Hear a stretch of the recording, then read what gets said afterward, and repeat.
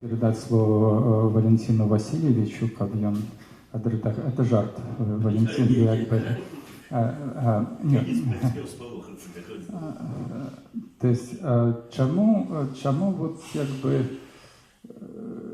гэтае спыненне і спроба абазначыць нейкую рэфлексіўную пазіцыю. Калі я думаю пра апошнія 30 год і калі мы міжсобку размаўляем з сябрамі, якби з людзьмі, якія бралі ўдзел, былі сведкамі, назіральнікамі, удзельнічалі якби і тварылі саму гэтую эпоху, мы міжсобку адзначаем разрыў паміж тым, што мы можам назваць нарматыўнай міфалогіяй эпохі і рэальным зместам. Паспрабую патлумачыць, напрыклад, на той жа сферы там якби эканамічнай, якая найбольш далёкая ад нас, і ў гэтым сэнсе якби найбольш проста з ёй працаваць. Да? Што адбывалася в эканамічнай сферы апошнія 30 год? Да? Вот, якби, што нам гаворыць гэтая нарматыўная міфалогія посткамунізма?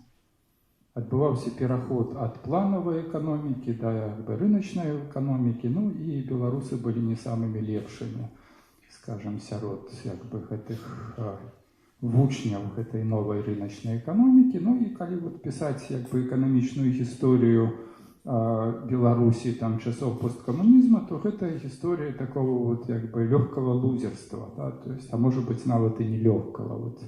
Мы дыскутавалі пра вобраз Беларусі в тым жа камерсанце, калі нас лічаць дасюль планавай эканомікай. І калі прыходзіць той жа Павел Данейка, які в самай сярэдзіне гэтай эканомікі, в самай сярэдзіне аналіза эканамічных працэсаў, і пачынаем нам распавядаць, што ўсё не так, што насамрэч гэтая адмова ад прыватызацыі прывяла да беларускага капіталізму з чыстага аркуша да паўставання гэтага новага класа прадпрымальнікаў, якія не, скажем, удзельнічалі пры прыватызацыі, адпаведна не мелі патрэбы в алігархічных праектах, да? То есть не ішлі ва ўладу, не патрабавалі падтрымкі гэтай улады. Да?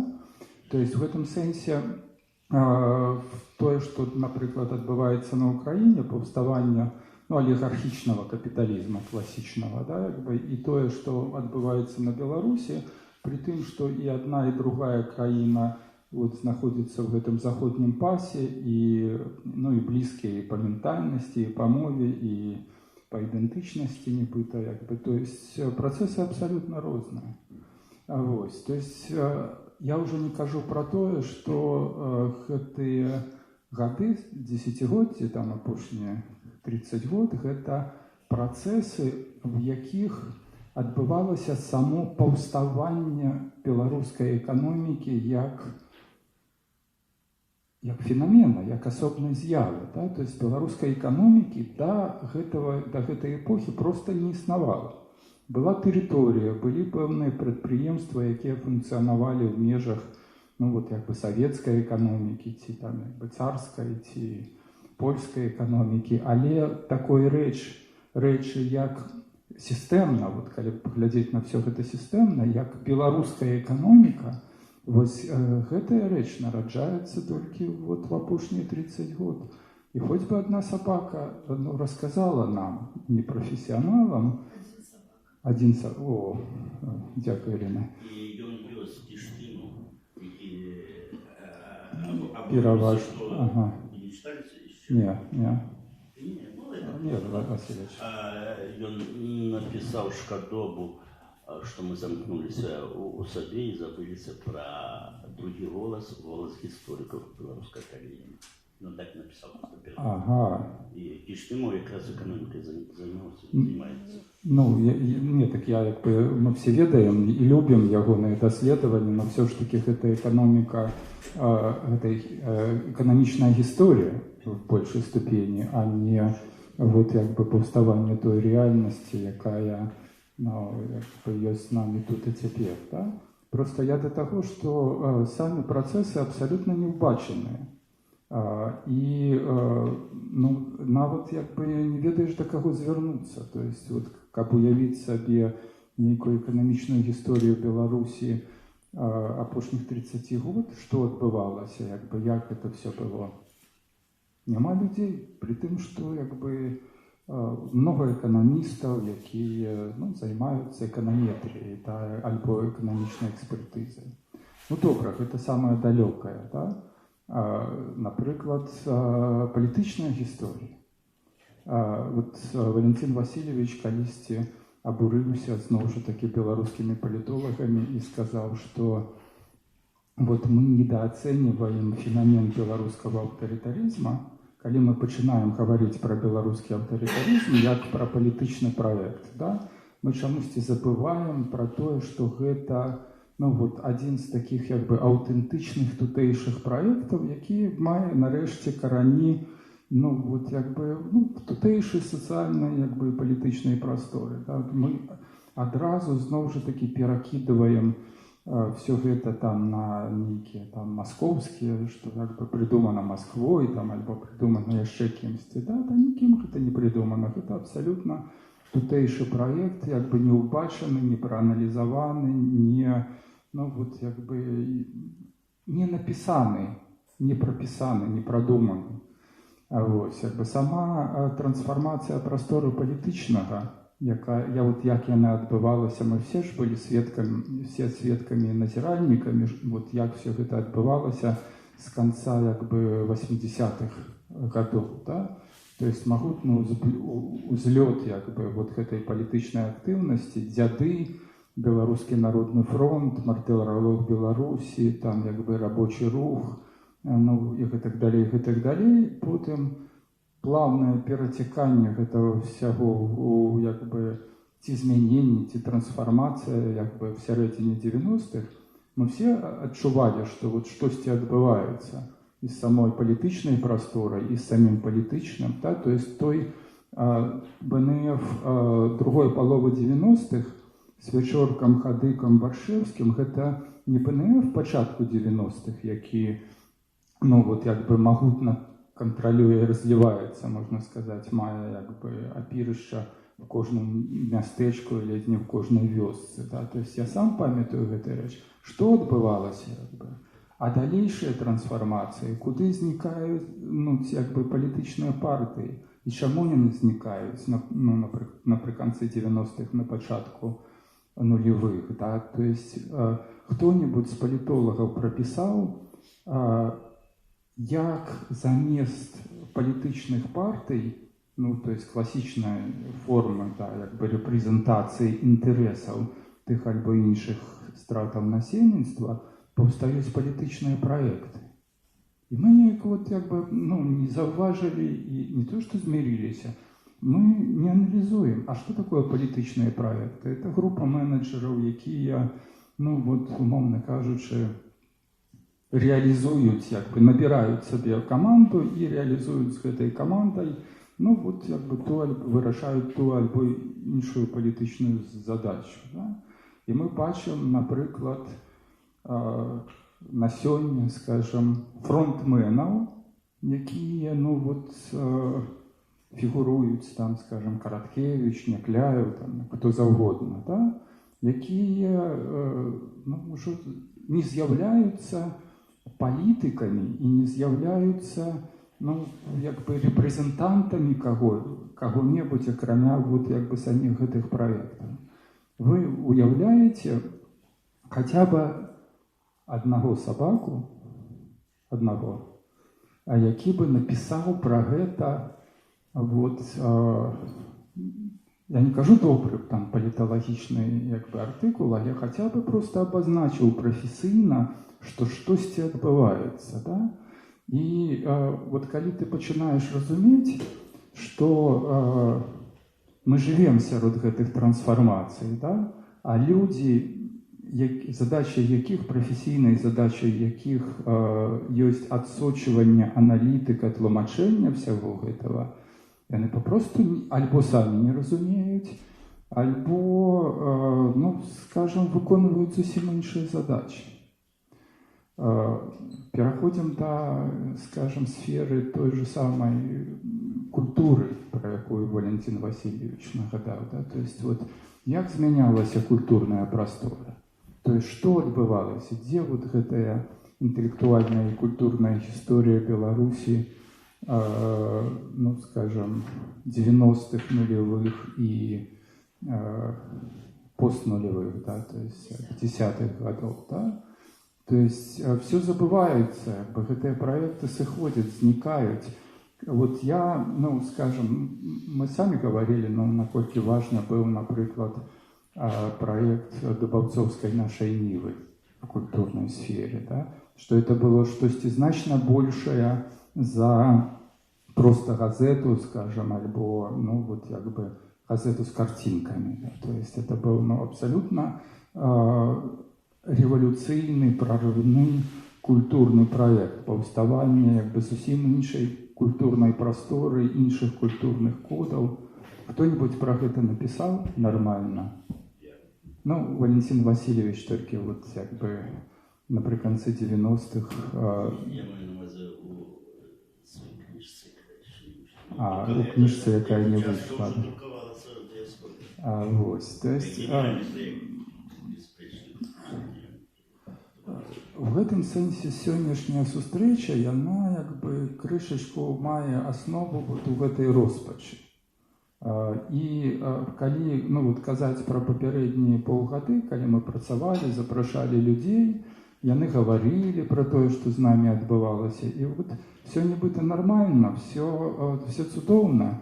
Мы спрачаліся, там дыскутавалі, а роспач не знікае. То есть всё адно ты разумееш, што ну вот что все гэта нарматыўныя міфалогіі, то есть штосьці важнае застаецца па-за кадрам, да? І таму такая сустрэча можа быць не публічная, то есть яна і была задумана адразу як не публічная, просто каб з тымі, хто дайшоў, вот, і хто ну, вот, бярэ ўдзел, падумаць пра перафарматаванне семінара, магчыма, больш такую аналітычную работу і падумаць пра тое, як ввогуле такая гісторыя можа быць напісана, і ці можа быць напісаная, і якімі спосабамі гэта ўсё, як бы, да? Вось, ну, это вот першы мой пасыл, з якога я хацеў пачаць, і вот атрымаць рэакцыю, ці згоду, не згоду. Это Максим, ты, Тимофей Васильевич.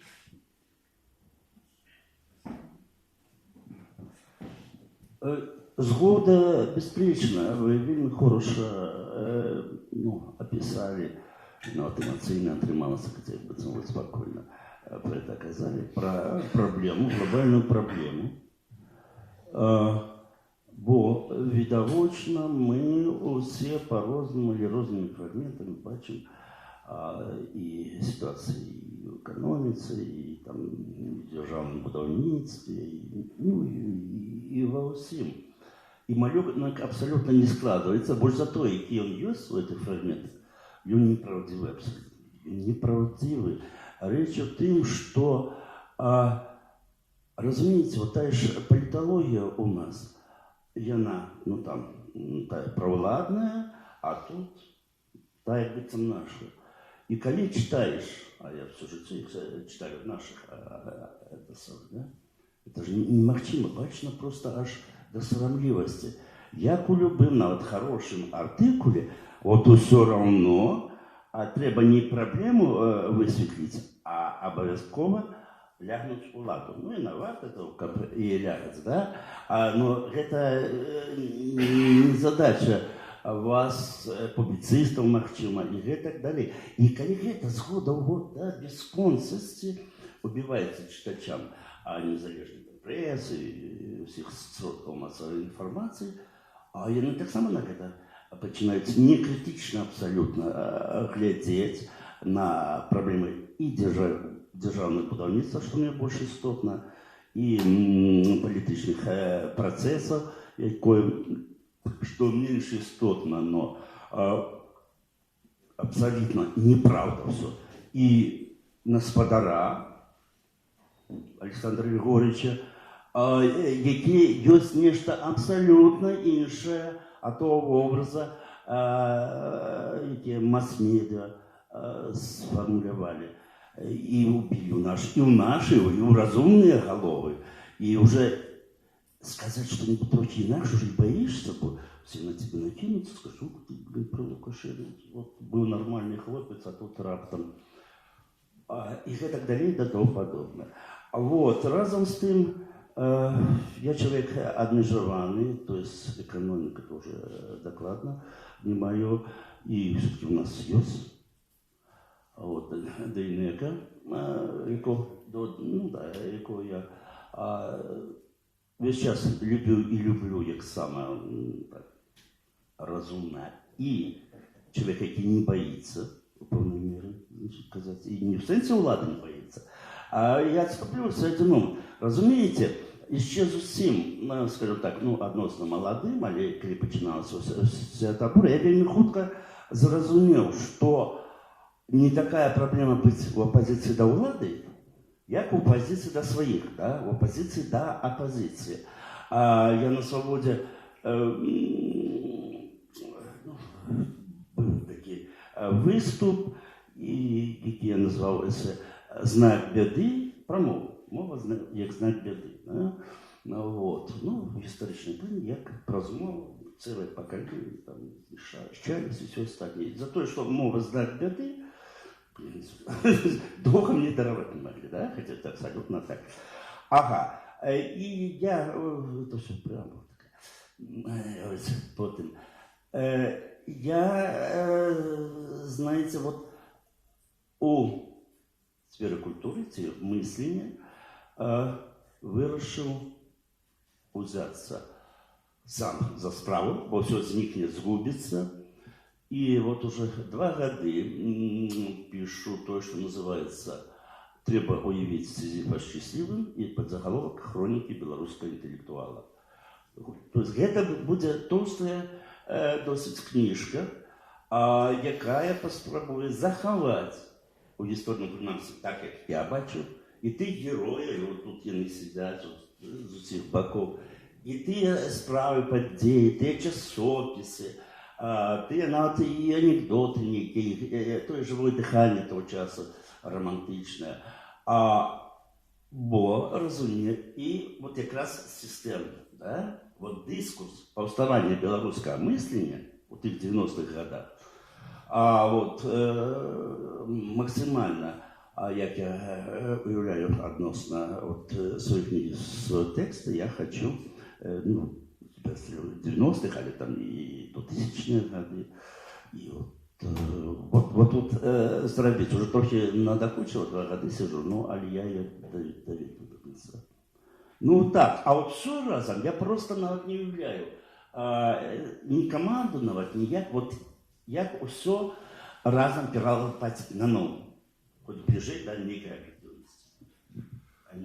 У меня только одна думка такая, что починать треба з каталога таких звар'ятілих ідеїв, схемаў, моделей, то есть починать треба з Борхеса, як бы это не банально, так. Все белорусские проекты починаются с Борхеса, поспяховые. Да, поспяховые белорусские проекты. І, наприклад, я за апошні год начитаўся і наслухаўся про гэты несчастны камунізм столькі, што часам з вушэй выцікаю, пераважна па-ангельску і пераважна в заходніх універсітэтах. Вот што зараз ці там апошнія гады прагаворваецца. І я адну з такіх борхесаўскіх схемаў першым перадаць мікрафон і Максіму, і будзем далей кожны в скарбоначку гэтых звар'яцелых ідэяў пра посткамунізм сёння можа сваё штосьці дадаць і пакласці, так? То есть моя прапанова такая, да, то есть с аднаго боку разрозніць, так, то есть самыя простыя рэчы. Мы разрозніваем три розныя вымярэнне як бы посткамунізма. Посткамунізм як гістарычная эпоха, посткамунізм як сацыяльна-эканамічная фармацыя і посткамунізм як інтэлектуальная фармацыя. То есть посткамунізм як тое, што адбывалася з намі, са светам, это як бы такая самая хуткая, падзейная, як бы вот вельмі канкрэтная рэч, та, якая складаецца у нашым выпадку з каталога падзеяў, да, з'яваў новых, якія выступаюць на паверхні. Другая рэч – гэта больш такая складаная геалагічная, гэта такая, скажем, геосацыяльна-эканамічная фармацыя, вот як гэтае беларускае познесавецкае грамадства змяняецца, трансфармуецца як бы паволі гэтае 30-годдзе. І трэцяе вымярэнне – гэта, умоўна кажучы, там не біосаметафізіка, інтэлектуальная фармацыя, гэта той тып мыслення, тыя думкі, ідэі, мадэлі, веды, тэорыі, якія паўставалі ў нашых галовах, тыя альбо іншыя моманты для тлумачэння першага і другого. Да? То есть, і вот, можа быць, калі разам мы пабачым, так, як бы синхронізуем гэтыя три, скажем, три лініі ці три плыні, а яны як бы вельмі по-рознаму цякуць, і, можа быць, нават в розных кірунках. Бо першае, што я падумаў вот пра посткамунізм як пра гістарычную эпоху, гэта тое, што посткамунізм у нашым, в гэтым сэнсе пачынаецца з поспеху і сканчаецца паразай. То есть, будете смеяться, але першае, што прыйшло мне в голову, што эпоха посткамунізма паўстала таму, што камуністычны праект паспяхова завершыўся. То есть мы все як бы думаем про камунізм, і про вот гэтыя падзеі 89-91 года, асабліва калі все гэта тады адбывалася, як про канец, як про крэш, як бы такі, скажем, скажем, паразу камунізма, камуністычнай ідэалогіі. І абсолютно забываем, а теперь аналитики все это як бы прописали вельмі так ладно, что, насамрэч, весь гэты посткамунізм падрыхтаваны камуністычнымі элітамі як бы сваіх краінаў. І Гарбачоў, які распачынае перабудову, Дэн Сяопін, які в 79-м годзе распачынае кітайскі посткамунізм, як бы едзе в Штаты. Як бы Картер открывая американский рынок для китайских товаров.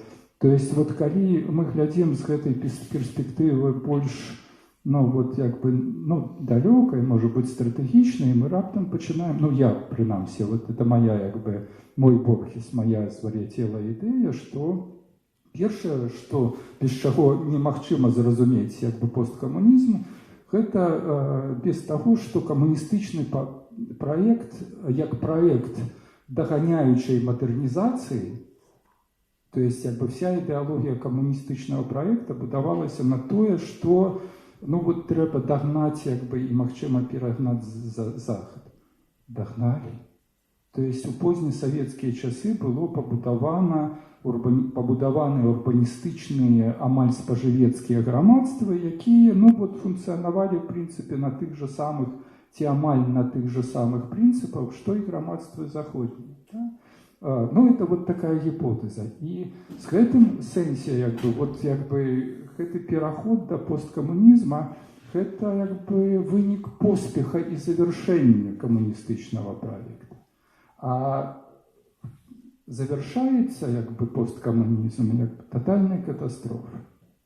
И тут мы можем пригадать ясно и российско-украинскую войну перадусім, там як бы и узлет популизма, и повставание, во всех этих посткоммунистичных краинах. Но я не буду много говорить, просто вот эту линию, скажем, обозначу, от поспеха до катастрофы.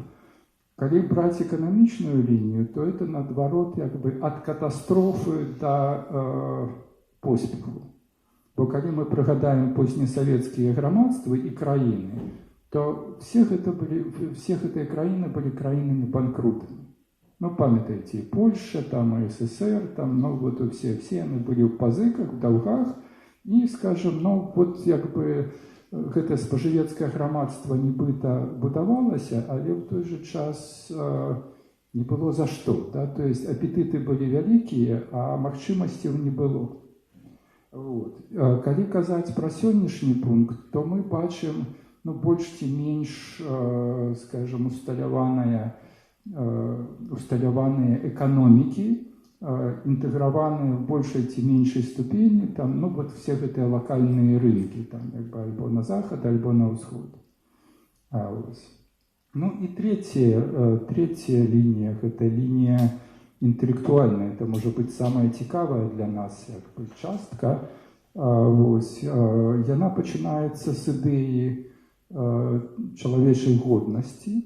То есть, вот пригадайте конец как бы 80-х, початок 90-х. Да? То есть, как бы идея, не скажу маленького человека, вот хавеловская сила бессильных, да? То есть, как бы человек, який раптом ну, починає себе розуміти насуперек вот этому тоталитарному монстру там, якби, советской державы, да? То есть он поднимается с колен, и вот эта человечья годность и человечья автономия, она якби больше ці меньш ну, супольная для всех этих коммунистичных краинов, да? И годность, автономия и вертание в Европу, то есть вот сама идеология единой цивилизации. Вот. Скончается это все ну, значно больше пессимистично. То есть как бы радикальная маркетизация как бы, всей этой просторы. И ну, вот, как бы, негодности, ну, и идеи, скажем, такой как бы, интеллектуальной залежности. Да? То есть мы присутные, конечно, в этом супольном поле, но неведомо на яких правах. Ну, это моя как бы, такая, скажем, схема просто на початок. Спробую коротко одну репліку про конец комунізму. Мені зараз московські, російські події страшенно вражуються, я, между іншим, ще і за це саджу. Слухайте, КПРФ, где, скажем так, оппозиция перемагає на оппозиции системной, амаль усюду везде рей. Больше того, у московских выборах, да, КПРФ прилучаются и Яблоко, и іншие либеральные партии российские, и до того подобное. И вот это, ну, ладненько, это долго и не потребно, але коммунизм не помер. О, это живучее, больше, чем мы можем себе уявить штука. Васильевич, ну я тут меў на увазі камуністычны праект в такім, ну, зусім геалагічным сэнсе, як праект аганяючай мадэрнізацыі, які, ну, не меў ніякай власнай ідэалогіі, то есть камуністычная ідэалогія гэта, ну, такая асветніцкая ідэалогія, гэта, ну, адгалінаванне, такая периферійны праект, скажем, ну, спроба еўрапейскай периферии, ну, скажем, вскочить, как бы, калі не в апошні цягнік, то, ну, вот в третий от початку. Я разумею, але тут, магчыма, патрэбны ўжо іншы тэрмін, іншае найменне. Вот так мы зблытваем вельмі шмат усяго такой глобальнасці. Дякую. У меня, в принципе, такое выражение, что вам и так добро помеж собой. Что я тут, у меня у гэтай ваш як спарринг уже як бы третьим лишним включаться як бы сенсу няма. У меня дивное выражение. Я просто сидел слухал вельмі уважного тое, что разумное, что агучвалі і Ігор, і спадар Валентин. У меня такое выражение, что я присутнічаю на чарговым семинаре спадара Мацкевича. Бо гэта прекрасная такая заведёнка. А вось усе схемы, вот іхнія схемы, яны няправільныя. Мы зараз знойдзем нашу правильную схему и всем покажем. Максим, и чамусьці мне здаецца, что это был не комплимент. Просто мне падаецца, что мы зноў пачынаем гуляцца ў бісер спадарства. При ўсёй павазе. Зноў пачынаем шукаць праўду. А кто вам сказал, что она есть? Кто вам сказал, что наши мажчынасці дазваляюць нам с вами вызначыць адзіны правильный концепт ключик як бы да нашай сітуацыі. Ведаеце, цягам гэтых паўгадоў семінараў у меня весь час было ўражанне прынцыповай несумяшчальнасці нашага слоўніка і нашай рэчаіснасці. Бо прыходзяць эксперты, пачынаюць нейкія такія маляваць карцінкі.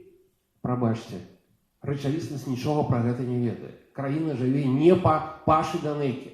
Яна жыве так, як яна можа, а не так, як хоча Паша.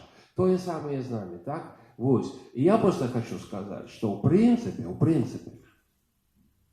магчыма, перад тым, каб пачынаць чарговы аналіз, варта было б ўсё ж таки вярнуцца да таго пытання, якое засталося адкрытым. Вось чаму увесь час айчыннае мысленне мысліць паралельна, а не ў сутнасць? Чаму яно ўвесь час кажа не пра тое, што адбываецца насамрэч, а потым мы прыходзім і кажам, вось у нас эканамісты не тыя, і палітолагі не тыя, і культуролагі таксама не тыя. Ну, можа, штосьці, як бы, трэба мяняць кансерваторыі, як казаў Жванецкі. Можа, трэба оптыку мяняць, усё ж таки, шукаць нейкія іншыя акуляры.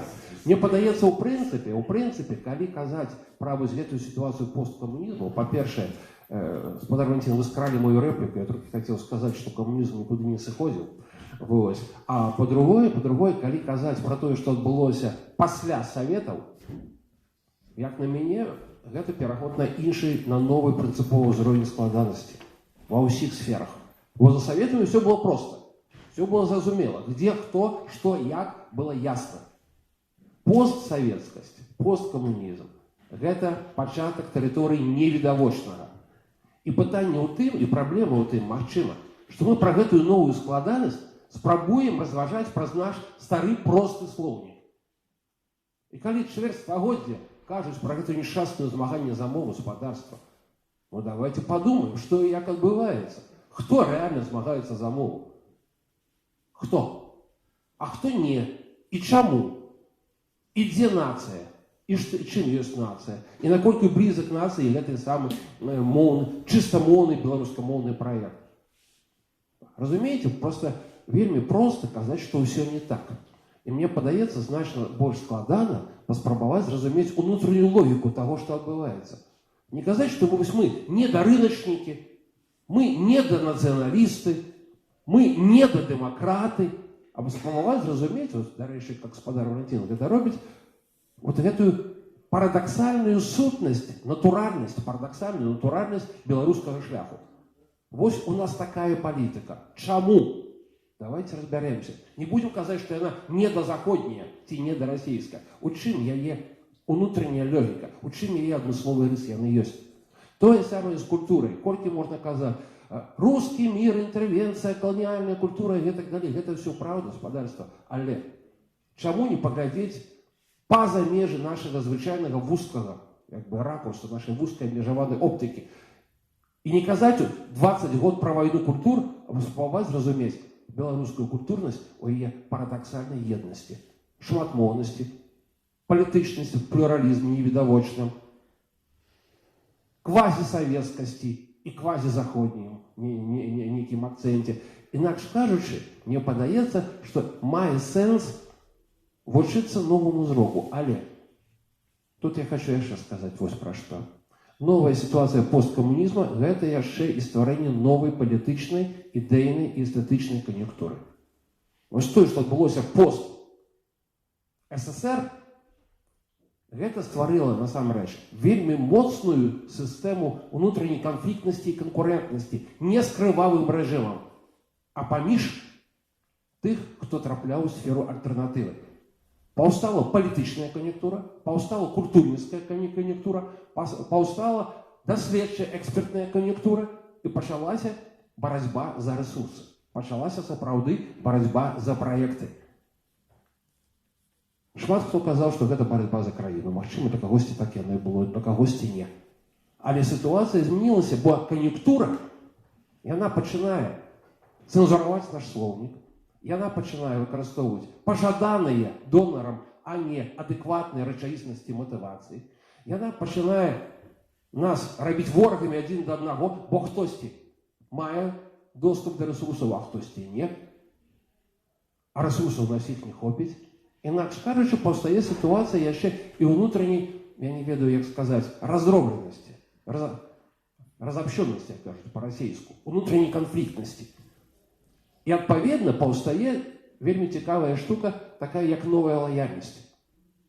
Коли нормальне критичне мислення, воно підміняється локальною солідарністю і клановою єдністю. І ось фактично в ситуації посткомунізму мы у сферы культуры, и не только у сферы, в принципе, у сферы интеллектуального бессородия, на мой погляд, трапляем в ситуацию феодальной раздробленности, я кажусь, внутренней клановой борьбы и разорваности. И вот в этой ситуации з ёй треба размаўляць інакш, яе трэба бачыць інакш, пра яе трэба шыфра пісаць. А сапраўды, калі пра гэта пішаш, ты вораг. І ўсе крыўдзяцца. І Бахарэвіч незадаволены, і Марцінович плача, і Франачак Вечорка піша, зноў усіх абгадзіў. У адказ на чарговы крытычны артыкул. І вось у гэтай сітуацыі вось гэтыя простыя схемы ўжо не працуюць. І правільны заходняга кшталту палітолог нам нічога пра нас не распавядзе. І правільны олдскульны нацыянальна свядомы культуролог нічога нам не патлумачыць. Чаму у нас галоўны спявак генерацыі Макс Корж? І ці правы Міхалок, ці не? Вось шмат пытанняў, яны застаюцца без адказа, і шмат рэчаў сапраўды, Ігор, застаюцца незаўважнымі, таму што мы не ведаем, як іх бачыць. І больш за тое, перыядычна нам не хочацца іх бачыць, яны нам невыгодныя, яны нам незручныя. Гэтыя абставіны, гэтыя персоны, гэтыя з'явы. Таму, калі мы прапануем, прэтэндуем на некі новы зрок, у мяне пытанне, а навошта? А вы разумееце, што гэта нас аўтаматычна паставіць, як спадара Валянціна, у статус аутсайдераў, лузераў, альбо здраднікаў агульнай вялікай справы. Я не перабольшую, так яно і ёсць. І тады пытанне, навошта гэта ўсё? Каб нам самім давесці, якія мы разумныя? Бо іншыя існуюць на іншай хвалі. Бо большасць вогуле нічога не ведае пра гэтыя нашы канфлікты і спрэчкі. А калі так, да каго мы гэта робім? Да каго мы звяртаемся? Навошта вогуле гэта ўсё? Гэта ўся прыгажосць наша інтэлектуальная. Максим, мы нікому не раскажам пра гэта. Конечно, не расскажете, потому что никто не почуе, а коли почуе, разумею, не так. Вот. Тут, по сутнасці, ўжо пачалося запаўненне прапанаваных, ну, не клетачак, но вот гэтых зонаў, потому что тое, пра што Максим гаворыць, я зараз перадам Андрей, пра тое, што вот гэтая зона ідэяў і веды, да, то есть тое, што мы справа намалявалі як інтэлектуальная гісторыя, да, па сутнасці прадукуе дэзарыентацыю і неразуменне, да. Тое, што ў нас ёсць, што ў нас тыя схемы, мадэлі і ідэі, тая оптыка, праз якую мы сябе бачылі гэтыя 30 год пераважна, да, это вот тое, што я назваў нарматыўнай міфалогіяй. То есть, тое, што хутчэй спрабуе, ну, вот, гэтую рэчаіснасць падштурхнуць пэўны бок, да? Альбо вот Валентин Васильевич казаў, што галасы з барыкады, да? То есть, яны вот падштурхоўваюць, кажуць, ну, туды, давай, да? А тут спроба все ж... і рэчаіснасць уцекла. То есть, вот, калі мы гаворым, чаму мы збіраемся, не таму, што мы там нам хтосьці гэта замовіў, альбо нам проста цікава, альбо мы там занадта такія ўжо sophisticated, да? Не, просто мы все разумеем, што вот тая рэчаіснасць, у якой мы жывем, яна не мае ніякага дачынення да веды пра яе, да? А паколькі ствараць веду гэта наша прафесія і нашае пакліканне, да, то нам становіцца крышачку сорамна. І мы вот хутчэй з гэтага сораму вот пачынаем, ну вот разбірацца, а як так здарылася, а што адбываецца, што вот все гэтыя мадэлі і схемы, ну, калі казаць нават агульна, транзіталогія, хто-нибудь памятае пра такую дысцыпліну? Я недавно. Вось, як ругательная і архаічная. А ведь 90-е цэлыя універсітэты былі захопленыя і колькі напісана макулатуры як бы вот транзіталагічна як бы з гэтымі схемамі, мадэлямі, тэорыямі, да? То есть як бы, ну, я уже не буду спыняцца. І шмат таких, скажем, схемаў і тэорыяў, якія зараз просто ціха лежаць у сметніцы, і ну, вот як бы ніхто пра іх нават не памятае. Да? Вось. І праект альбо праграма гэтага нового зрока, гэта праграма все ж таки, ну, такой спакойнай аналітычнай работы, в якой, ну, вот мы глядзім і на падзеі, і на фенамены, да? І на вот як бы гэтую сацыяльна-эканамічную фармацыю, і на рэальнасць, таму што сацыяльна-эканамічная фармацыя гэта вот і ёсць як бы тая рэальнасць, якая вакол нас як бы знаходзіцца, ну і падзей, да? І спрабуем, зноў жа такі плюралізм, да? То есть не придумать правильную теорию, не сказать, что, ведаете, вот мы зараз выскочили и расскажем вам, як насамрэч, да? А хутчэй, нарэшце, обозначить в белорусской интеллектуальной сфере, в белорусском поле сапраўдную рефлексивную позицию, з якой можно казаць, вот глядите, у нас такая рэчаіснасць, і 4 канкурентныя оптыкі, праз якія мы яе можам бачыць. Да? Чому 4, пробачте? Може 3, я як бы не лічыў. Это метафора. Это метафора насамрэч. Да? І мы гаворым, што вот глядзіце, чалавек, які знаходзіцца ў пазіцыі вот гэтай, вот тут в сацыяльным поле, ён бачыць такім чынам. Да? Человек, ну, вот, дарэчы, эволюция Паша Данейка, як бы, яна в гэтым сэнсе ідэальна показывае, потому что Павел, будучи директором Института приватизации и менеджмента, які пераважна працаваў з заходняй перспектывы і на заходнія універсітэты, ён, ну, цудоўна як бы працаваў у межах гэтых транзіталагічных схемаў. Як толькі ён стаў працаваць з рэальнасцю, з бізнесам мясцовым, ну і в тым ліку і фінансава стаў залежны, ну вот ад гэтых людзей, якія зрабілі сваю справу, да, ён ужо больш не можа расказваць гісторыю пра лузерства, да, як бы, таму што вот ягоныя студэнты, якія гавораць, не, мы не лузеры, да, вот. Ну і гэтак далей, і гэтак далей. Караценькая рэпліка, Ігор. Вось вынікі гэтага нашага як бы шыкоўнага брейнстормінгу, шматсерыйнага, як я бачу, будзе перспектыва. Мы іх будзем выдаваць, мы іх будзем прадаваць или просто будзем імі ганарыцца. Мы бы хотели продать, заставиться их за все не только ганариться. Это 3 разные оптики. Может быть, з'явится 4, а может придумаем, да, закопать в какую-нибудь скриночку. Да. Я хотел бы звернуть увагу на сам термин посткоммунизм. И, может быть, подсказкой будет то, як этот термин, например, разумеется, в Польше. Под самим термином посткоммунизм там в той чи іншій ступені розуміють заховання комунізму в новом обличии. И что под этим мається, что, ну, там 2 пласти фактично. Один пласт, на який у Польщі звертають увагу в першу чергу, це те, що люди, які раніше мали ту чи іншу владу, там комуністичну, вони просто її переуладили, вони поміняли цю владу тільки в інших формах. Да? Да, перезагрузка відбулася. Да?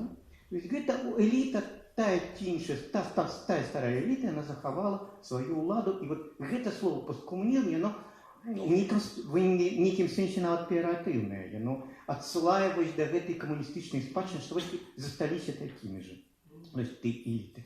А другий сенс этого слова, який звучить не так моцно, але ён так само присутнічає, заключається в том, що в певному сенсі заховалися схеми мислення комуністичних часов, а менавіта чорно-біле бачення світу, бачення ворогів вокруг, шукання гэтых ворогів, альбо ти з нами, альбо ти супроть нас. Ось эти локальные групповки, где важно не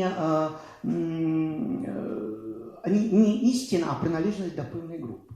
Вось гэта таксама прысутнічае, але практычна не рэфлексуецца, але таксама ёсць. Вот калі мы павернем гэтую ситуацию на Беларусь, мы бачым, што у нас, так бы мовіць, все в перегорнутом варианте. У нас есть весь час отсылка и максимальная отсылка до этой советской спадщины, як до чагосьці вельмі істотных, што сувязь не разрывалася, і што гэта і ў падручніках, і па тэлевізіі, і паўсюль гэта прысутнічае, і ў свядомасці гэта прысутнічае. І адначасова у нас ёсць вось гэтай змены эканамічныя, які ўжо не ўпісваюцца ў гэтую схему вот такога падзела ўлады, які адбываліся, напрыклад, у іншых краінах з алігархічнымі там полкамі і гэтак далей. І адначасова ёсць захаванне вось гэтай інтэлектуальных момантаў, такіх лакальных групаў. І вот все гэта трэба так ці інакш адрэфлексаваць. То есть сам тэрмін посткамунізм, ён праблематычны яшчэ. Ён прывязвае нас да гэтага камунізму. І гэта прывязка, яна, конечно, мае права на існаванне, таму што сучасная Беларусь – гэта вяршыня БССР в пэўнай ступені. Але пры гэтым важна яшчэ звярнуць увагу на тое, што мы маем нейкі абсалютна іншы працэс, нейкі новы працэс. Напрыклад, гаспадар Валентин звярнуў увагу, што беларуская дыктатура – гэта такі першы званочак да зменаў, які цяпер мы назіраем. Во всем свете мы назіраем вот такі аўтарытарны паварот, нават не просто аўтарытарны, гэта паварот, калі трыкстеры прыходзяць да ўлады, калі неправільныя персонажы, джокеры, прыход да ўлады джокераў. Што гэта ўвогуле такое? А мы былі першымі ў гэтым. Гэта, значит, вот можна яшчэ на гэта звярнуць увагу. І, может быть, яшчэ нам трэба самім прыдумываць тэрміны, каб гэта все пісаць. Дякую. Добрый унесок из карбонку наших идей. Диктатор свой. Васильевич. Я уже не первый раз скажу. Слушайте, мы дожились до того, что маем своего диктатора, белоруска, родного, аутентично. А все так на этого диктатора котят. Задутую, что он ёст. Да хитов же, некий плюсик. Ну ладненько, это трошки жарт, но это не жарт. Разумеется, это может быть могутным идентификатором от нашей ситуации в Огуле. И якраз Лукашенко диктатор может быть вот этой формулой, на якой скориставши якую мы могли бы трошки разобраться в своем социуме, и в своей истории, и в своей культуре, и шмат и все учил. Так что это и весело с одного боку, а с другого может быть вельми серьезно. Только треба его читать реально, пробачте такое слово, а не кривавий диктатор, там всякая дурноця, і інші, хоча і кривавий. А як диктатор може бути не кривавий? На то він диктатор, як бути кривавий. Гэта акурат тое, пра што я казаў, што ў прынцыпе я лічу, што самы лепшы шлях да разумення сітуацыі гэта не бачыць яе адназначна як хваробу, як паталогію, як памылку, а паглядзець на яе як на тое, што мае пэўнае абгрунтаванне ў наяўным кантэксце, як на тое, што мае пэўную логіку развіцця і як на тое, што, як не дзіўна можна прагучаць, яно мае пэўную рэгламентацыю, пэўнае абгрунтаванне менавіта ў той прасторы, дзе гэта ўсё адбываецца. Равно як прэзідэнт у нас не выпадковы, прабачце, так у нас і культура наша, вось гэтая шматслойная, поліфанічная, парадаксальная, не выпадковая. І дзіўная эканоміка наша тое самае. Цікаво, що ми отримали в скарбонку вот в додаток до ідеї зміни оптики і тотальної фальшивості тих схемових моделей, з допомогою яких ми на себе глядимо, ми отримали ще потребування більш докладної концептуалізації самої ідеї посткомунізму, причому прив'язки його до локального контекста, тому що насамрэч нема адзінай універсальнай эпохі, а ёсць розныя локальныя праграмы, якія розніцы для розных краінаў. Для России эпоха посткамунізма гэта сапраўды час канца імперіі, распаду там як бы і няхай яны гэтай катастрофай цешацца. Да? Для цэнтральнаеўрапейскіх краінаў гэта час выхаду з-пад усходняй залежнасці, выхаду з сітуацыі дыктата Москвы. Да? Что такое белорусский посткоммунизм? Да? То есть вот якая программа, вот якая эпоха открылась не просто там для всіх вогуля, да?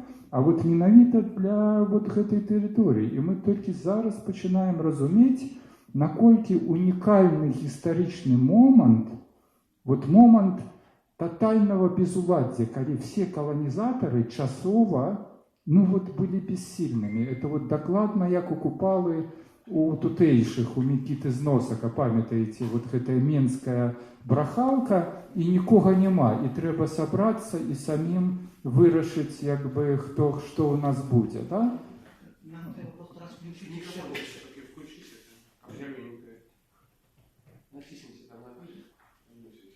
Нам трэба расплющить вочы просто і глядзець расплющенными вачыма на рэчаіснасць. Ну, як на мой слых, увогуле весь тэрмін посткамунізм гэта тэрмін вонкавы, а не ўнутраны. Мы калі мы гаворым пра інтэлектуальную гісторыю посткамунізму, для мяне это заўсёды гучыць, што мы гаворым не пра нас.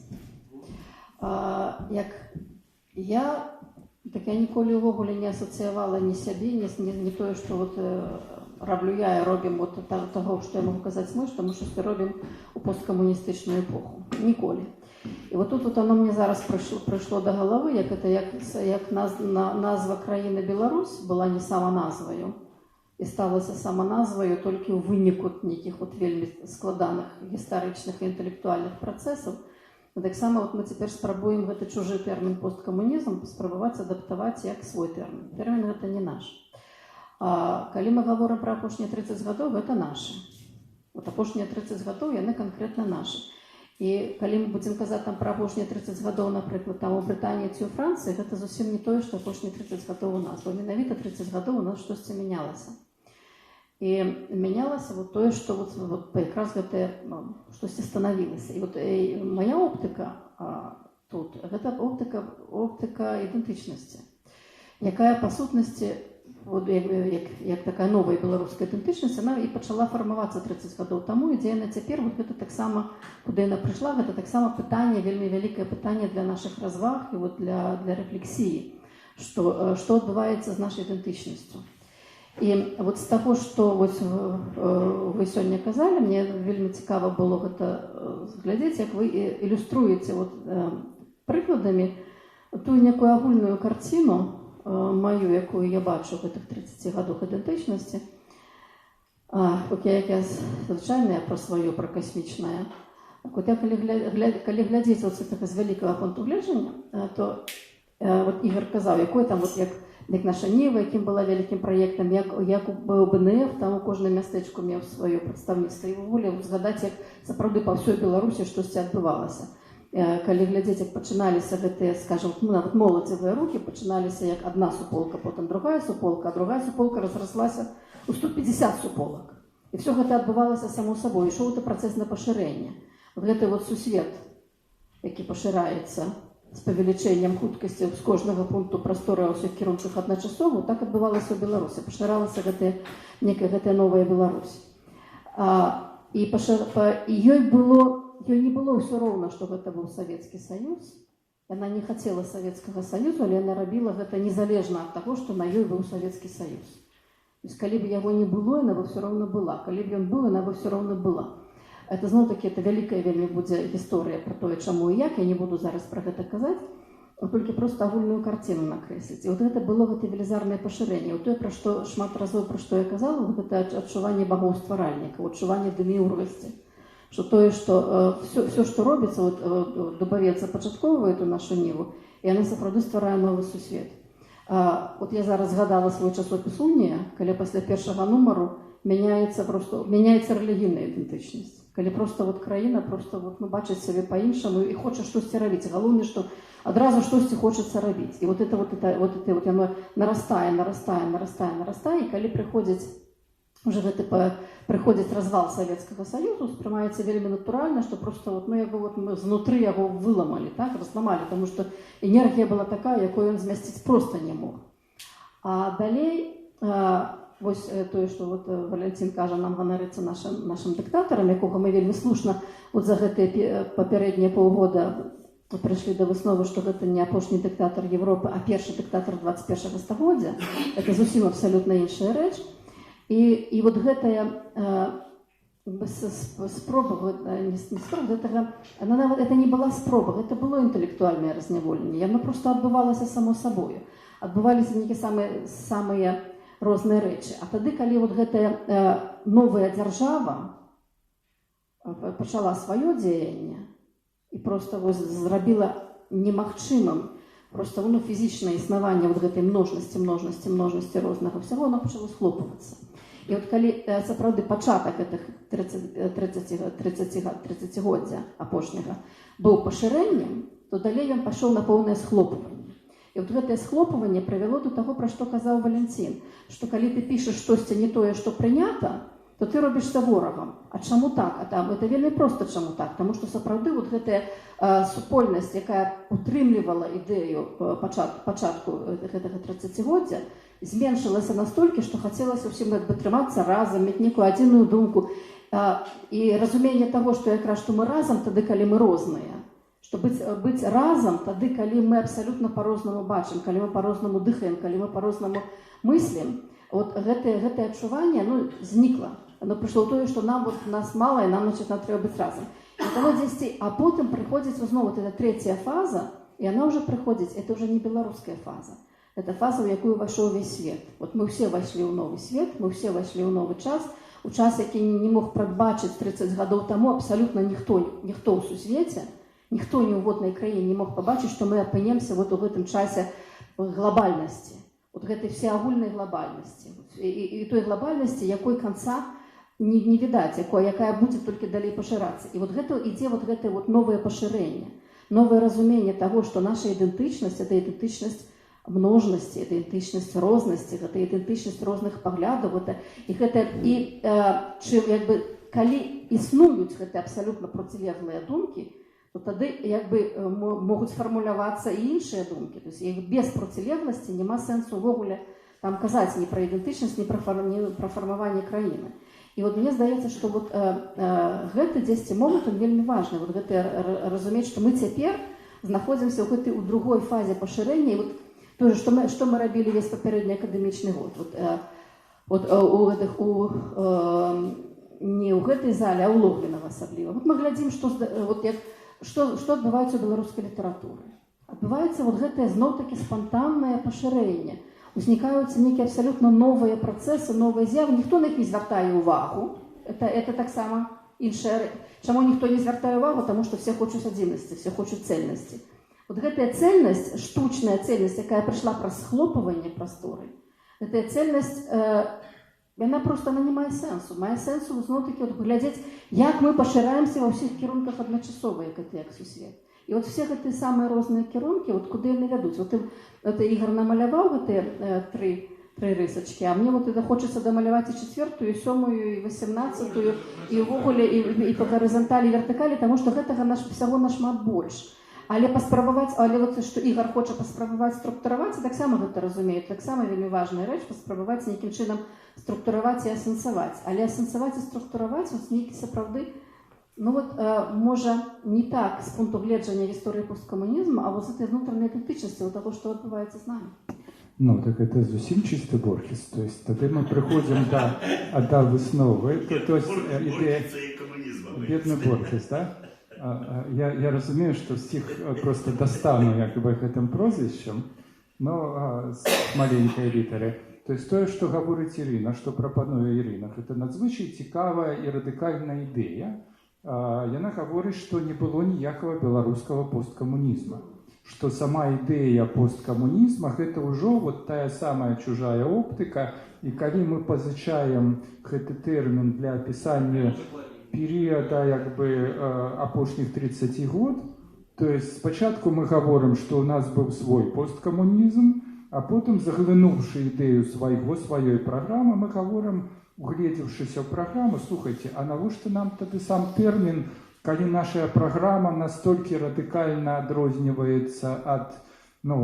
Я думаю, што потым, можна сказаць, навошта там все гэтыя посткамунізмы, посткаланіялізмы, таму што калі мы внутрі захопленыя, мы творым сваю структурацыю, зыходзячы з таго, чаму мы былі сведкамі, што адбывалася, як гэта назваць, мы знаходзім імёны, але потым все адно трэба, калі мы захочам расказаць пра гэта, патрэбная перакадзіроўка і ператлумачэння на мову там нейкіх тэорый. Но это далёкая перспектыва. Пакуль я цалкам падтрымоўваю ідэю пошуку, па-першае, сваёй логікі, тое, што Максім гаварыў, в розных сферах, і в палітычнай, і в інтэлектуальнай, і в культурнай, сваёй оптыкі, сваёй тэрміналогіі, сваіх канцэптаў, трэба тотальна перапісваць тыя словы, з дапамогай якіх мы сябе тлумачым. Это і ёсць паўставанне сваёй тэорыі у такім грэцкім сэнсе, беларускай тэорыі. Я хочу табе просто нагадаць, табе менавіта, таму што з усіх прысутных толькі ты там быў, нагадаць 89-90 гады, калі мы гуляліся ў тутэйшы сюр. Пра што мы мыслілі? Мы мыслілі пра Беларусь як цэнтр свету. І гэта здаровая вельмі думка, таму што заўсёды все народы, колькі яны былі, мыслілі сусвет, пачынаючы з сябе. Заўсёды пачыналі з сябе. Калі мы все наше папярэдняе цывілізацыйнае жыццё адкідала нас кудысьці на перыферыю. І мы зноў-такі, это чужая оптыка нас як перыферыю. Мы пачыналі мысліць сябе як цэнтр. Хто мы як цэнтр? Мы заўсёды казалі, што мы як цэнтр свету. Хай кожны будзе сваім цэнтрам, але мы же цэнтр для сябе, мы цэнтр. Для нас няма іншага цэнтру апроч нас саміх. Для Беларусі няма цэнтру апроч Беларусі. І мы пачыналі же мысліць сябе як цэнтр свету. Мы мыслілі, памятаеш пра дрыгву, якая эта бездань, якая тоіцца дзесьці ў нетрах, і якую можна раскручваць, з якой можна чэрпаць, якую можна выводзіць на прасторы. І твае ж уласныя тэксты, законы светабудовы, я весь час сказала пра законы светабудовы, ты казаў законы светабудовы, хачу падпарадковваюся, хачу не. І гэта было менавіта тое, што мы мяняем гэтыя законы, калі мы бачым сябе як цэнтр. І глядзі, што адбываецца, што потым, калі адбываецца агульнае схлопванне прасторы, нам недзе калі мы надзімаемся зноў, як балонік, пашыраемся як той сусвет, мы ж зноў мусім прайсці праз гэта, мы зноў мусім прайсці праз перапісыванне законаў светабудовы са сваёй уласнай оптыкі, за перапісыванне таго, як это все выглядае. То есть так, як оно пішацца нам, так, як оно глядзіцца нам. Ирина, ты просто спалила крутую метафизику, я все, что было. Значит, якраз Ігор, може, вже забився, але паколькі я у своїй этой праці цитую нашу Ніву, і перший текст, який я прочитав Ігора, тексти прозвищого довідався, якраз я вирвав фрагмент класний, де про нас, як про центр світобудови, про там не багна була, там зоры, небо, бабульки, ну ладно. Угу. Так что я тут в невластивой себе роли выступлю на хвилинку. Я верну крышечку до того, як гэтая паэтычная метафізіка можа абсолютно конкретно тлумачыць реальные з'явы. Вот глядзіце на гэтай лінії падзейнай. Вот тое, што мы говорим, гістарычная эпоха, вот падзеі, феномены, што з намі адбываюць. Все мы памятаем ЕГУ. Вот. Некаторыя нават занадта хацелася бы забыць, да? Ведь глядзіце, як фантастычна гэты сам праект, гэты феномен ну вот праходзіць праз все вот эпохі, канструкцыі, ведь як бы пачынаецца ігру, то есть насамрэч няма ніякага ігру. Ёсць абсалютна розныя праекты, якія змяняюць адзін аднаго, як бы, якія змяняюцца. Ведь пачынаецца праект на пачатку 90-х на хвалі вот романтычнага ўз'яднання з Европай, там, ну вот это все. Это один ігру. Потым нараджаецца, калі ігру там як бы вбудоўваецца ў гэтую постсавецкую беларускую цывілізацыю, прымае Філарэта Міністэрства адукацыі як заснавальнікаў, распачынаецца зусім іншы праект, як бы ўжо, ну, такі бізнес-праект работы з дзеткамі менскага сярэдняга класа, якія хочуць, як бы, якім, ну, як бы банальна прадаюць, як бы, бренд еўрапейскасці. Вот яны прыходзяць у гэтыя несчастныя аўдыторыі і адчуваюць сябе вылучанымі, як бы, з гэтага постсавецкага, такого, з постсавецкай багны, да? І гэты праект абсалютна паспяховы. Грошай многа, студэнты ідуць і ідуць, улада цябе любіць, як бы, пакуль улада, як бы, гаворыць, што причым і Захад таксама дае грошы, таму што і там, да? Вот, як бы, пакуль не адбываюцца вядомыя падзеі, і ігру не уцякае в Вільню, дзе раптоўна нараджаецца рэвалюцыйны універсітэт. Выгнанне, да. Это третье ИГУ, да. И вы памятаете, что там ледь не вся филия Молодого фронта училась, как бы. Я не кажу про, ну, вот, про всех. И это ИГУ зусім по-іншаму себе, як бы, бачить, да. И снова же таки на рубежи этих 10, 11, 12 годов это ИГУ закрывается, причем раптоўна, так вот контрреволюция приходит радикально. Дозволь репличку. И вот мы бачим вот на одном феномене разные эпохи. Нет, это все зноў жа самопадман. Бо вся эта история, это история эволюции мифологии ЕГУ. Прабачнае кіраўніцтва заўсёды было прагматычным, заўсёды было кан'юнктурным, заўсёды карысталася, наколькі я разумею, актуальнай лексікай і заўсёды мела вельмі добрую здольнасць праводзіць перамовы як з уладамі, так і з заходнімі партнерамі. То бок у плане кіравання, у плане арганізацыі працэсу нічога не менялася, прабачце. Ну, это другие пункты. Менялась мифология. Да, то есть это... Але не структурные, административные, бюрократичные Просто представления. ты уже протягиваешь анализ, да? Я просто спробовал вывести его с такого самозразумелого побытового факта нашего життя, ну, вот у некую концептуальное поле. Знову на ўзроўні публічных резонансаў і пэўнага поля, як бы, легенды. Это можно анализовать.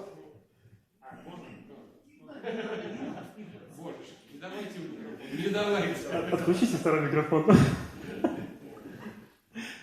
Я в качестве просто такой тоже вот этого реплики относительно ЕГУ уже все-таки на правах проскользнула фраза о том, что там какая-то золотая молодежь училась в Минском ЕГУ, да. Просто, ну, то есть, как бы там тоже не все так однозначно. И так прямо уже говорится о том, что вот только такие, там, мажорность и так далее.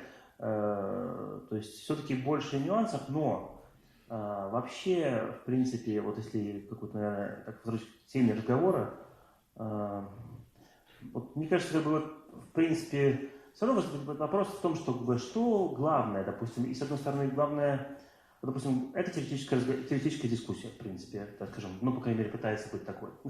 Да? Это разговор. Ну, это разговор с попыткой таких, ну, посткоммунизм уже, знаете, не детское, да, время говорить, да. То есть, как бы, вопрос о таких понятиях, которые вот вводятся в оборот, да. Допустим, вот сказали о том, что посткоммунизм как бы такой странный гость, как бы, в этом пространстве. Но, в принципе, мне кажется, допустим, вот, что я хочу сказать, как бы, постараюсь коротко. Ну, минута 40, да? Я, да, тороплюсь. Чем больше меня торопят, тем больше я тороплюсь. Да. Ну, мне сложно сказать, вот мне, на мой взгляд, да, что мне кажется, что, допустим, вопрос не в том, что наше это понятие или нет. Не совсем, мне кажется, в этом вопрос, а в том, что оно кого-то, скажем так, волнует, оно кого-то затрагивает, да, то есть да, оно в некой внешней, для той, ну, конечно, это может быть иллюзия говорить о том, что там интеллектуалы могут там общаться с какими-то большими там, массами, там влиять, да, мы конечно понимаем как раз после коммунизма, да, может быть. То есть но все равно вопросы каких-то понятий, которые привлекают людей, да, то есть которые затрагивают. И я не уверен, что, допустим, вот такие вещи, как посткоммунизм, они в этом смысле волнующие. То есть, может быть, если і похоронить этот посткомунізм... Ідея зрозуміла. То есть питання, ці це актуальний концепт, який знаходиться в резонансі з реальністю, з сучасними процесами. Именно, да. И задача и вопрос к интеллектуалам в том, чтобы если да, то разрабатывать, условно говоря, если нет, то найти тоже, искать те вещи, которые как-то вот... Моя реплика простая, да? То есть мы починали з того, що виказали два своїх непокоя і відчування. Да? Перший непокой, що скончилася епоха, вот скончилися 30 год нашого життя. Ми всі розуміємо, що є відчування певної завершеності, да? І це є об'єктом аналізу. А другое, що реальность утекает, да, то есть, что вот все эти наши, вся наша оптика, якая была напрацаваная, яна, не допомагає нам зрозуміти, да, словник помер, да, тому ми кришечку сумбурно, може бути навмисно, да, спробуємо, как был порядок, да, треба зробити хаос. То есть вот зараз, да, треба убачити.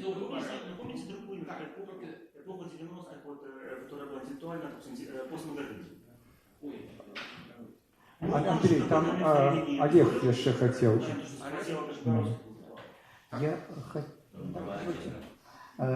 Что тычется термина?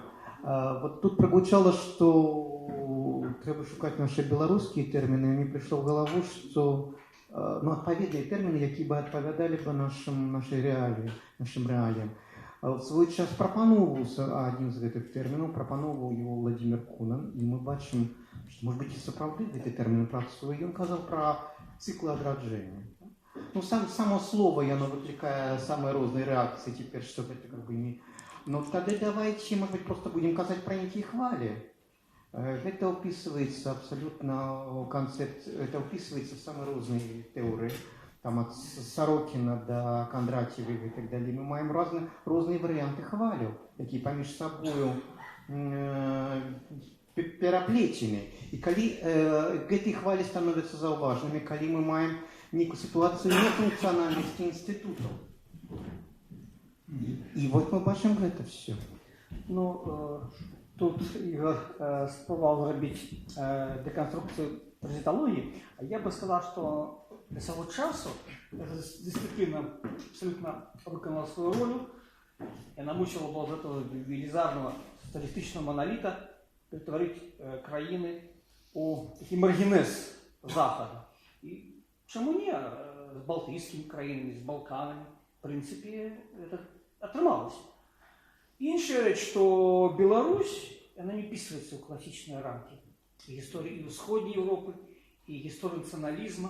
І тут я знову підтримую тихопаж за тезу Ігора про інтелектуальні викрики. Тому що, конечно, у белорусов есть такая специфичная якость самоедства, это может быть занадто стиплость, так? Мы готовы читать и выслухивать там, про непартизованную экономику, про авторитаризм, так? Вот на самой справе, задумайтесь, сегодня мы приезжаем в Будапешт або Варшаву, мы можем им нечто расповести про их перспективы, уже, разумеете, а не они нам. И того я закликаю быть таким больше амбитным, в том смысле, что у нас есть что расповести. Не до свету, но в Европе докладно. Дякую.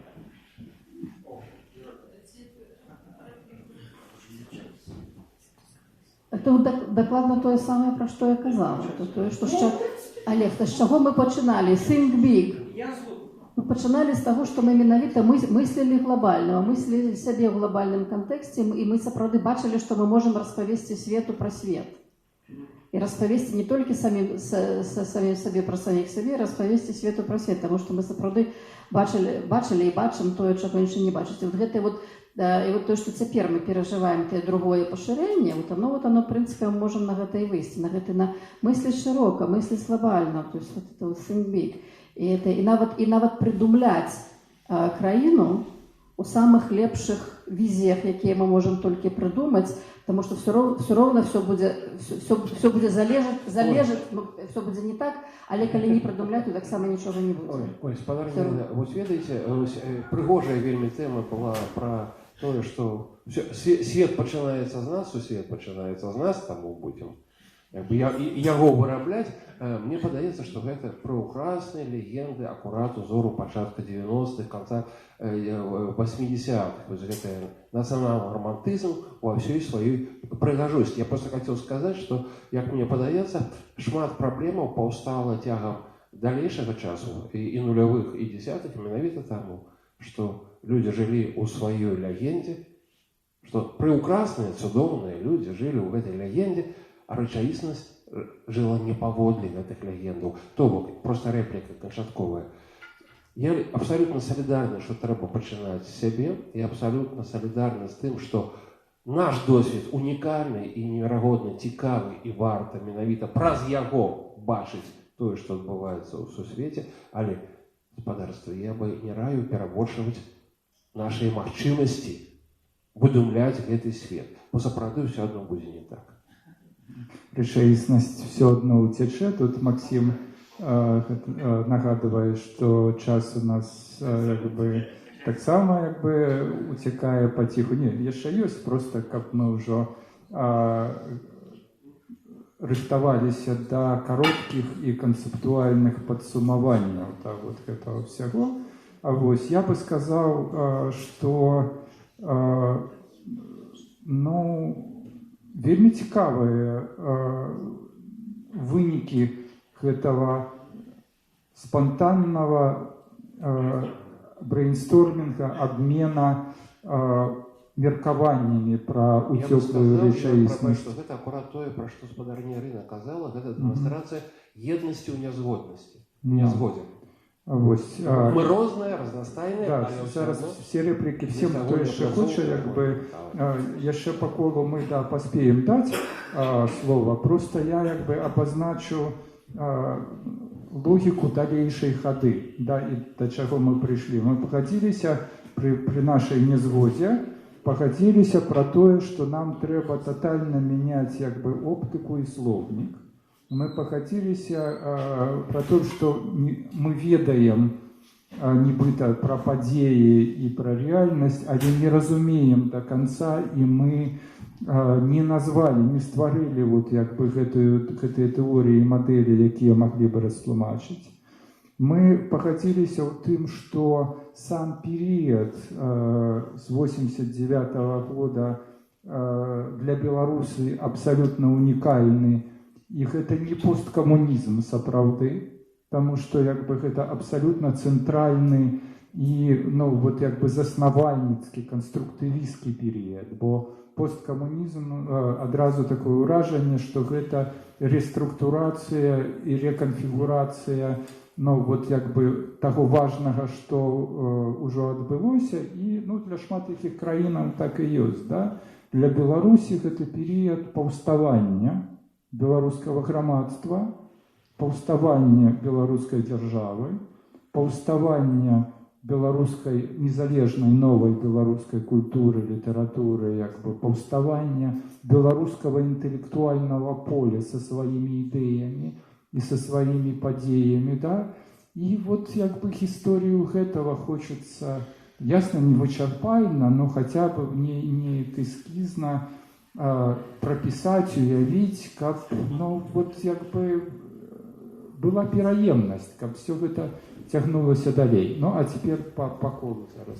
Не бояться новых слов, терминов, и что там говорить інше. Ну так мы же тоже сказали. Мы вельми шмат Я- боимся. Реплика в отказ Валентину и Максиму, что все будет не так, это только полова правды. Того, что вся правда моего велизарного досвіду дослідження 5000-годового мислення і фантазування говорить, все справдится, але все не так. Не забывайтесь, тому не забывайтесь на першую полову. И не зараз. И не зараз. А мені хотілося б звернути увагу ось на те, хто починає, скажімо так, удільничати у керуванні країни, хто виходить зараз менавіта на перший план.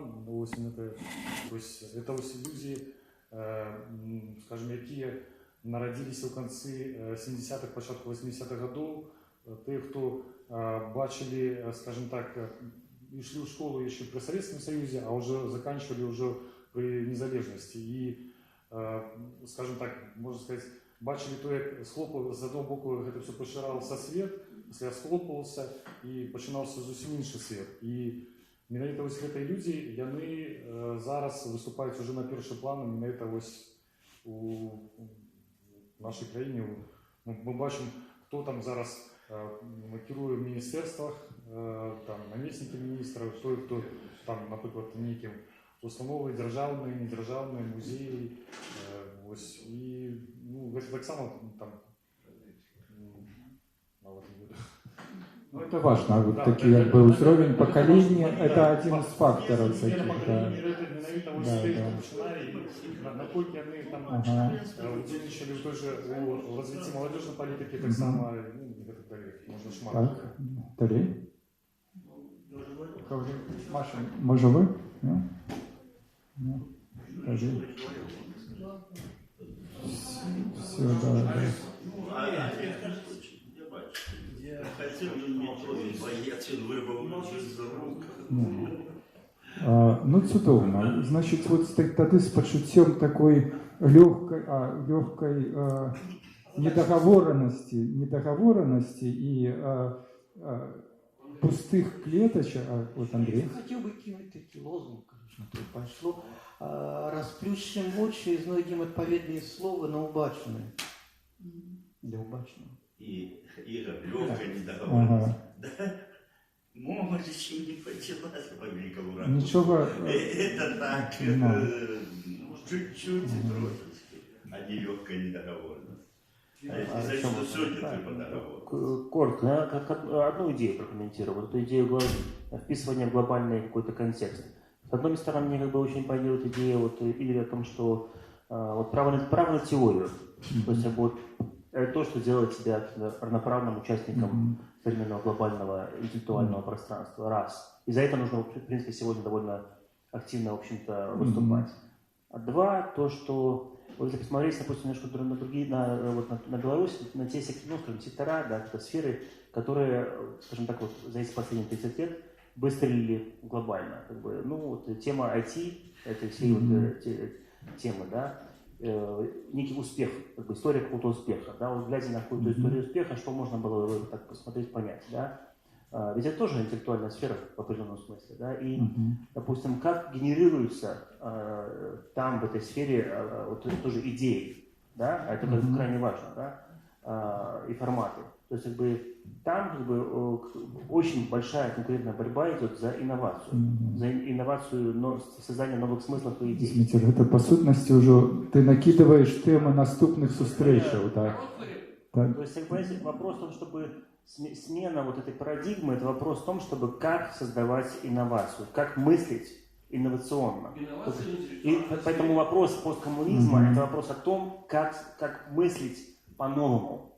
Ну, в этом сенсе production of theory, вытворчесть теории, створение вот як бы своей оптики, это самая великая інтелектуальна інновація, яку ми можемо зробити. Це самий великий виклик. Да. І самий великий виклик і задача. А сябры, ну, дякую всім тоді, що у гэты холодный вераснёўскі дзень вырашылі собраться тут, як бы, і печыва ёсць, тут подказывается, і гарбата, кава, то есть мы можем не разыходзіцца літаральна праз 3 секунды, а яшчэ па кулуарах пагаварыць, калі што. Да.